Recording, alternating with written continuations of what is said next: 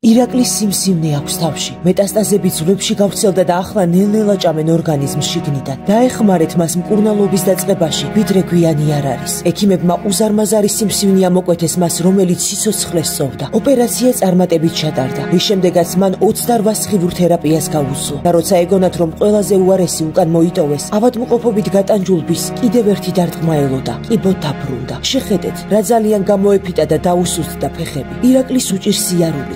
თითოეული ნაბიჯი აუტანელ ტკივილს აყენებს. დღითი დღე მისი მდგომარეობა უარესდება. თუ ახლა სასწრაფოდ არ დაიწყებს ქიმიოთერაპიის კურსს, ბიჭი შესაძლოა მთელი ცხოვრება ინვალიდი დარჩეს. ოჯახს ესმის, რომ მკურნალობის ფული აღარ აქვთ. ამიტომ იძულებული არიან დახმარება უბრალო კეთილ ადამიანებს თხოვენ. ეს დახმარება მათ ახლავე სჭირდებათ. მეგობრებო, დრო უმოწყალოდ მიჰქრის. დაეხმარეთ, გთხოვთ. ერთად ჩვენ შევძლებთ ირაკლის სიცოცხლე გამოვტაცოთ საშინელ დაავადებას. გადარიცხეთ ნებისმიერი თანხა ჩერნოვეცკის ფონდის ოფიციალური საიტის მეშვეობით.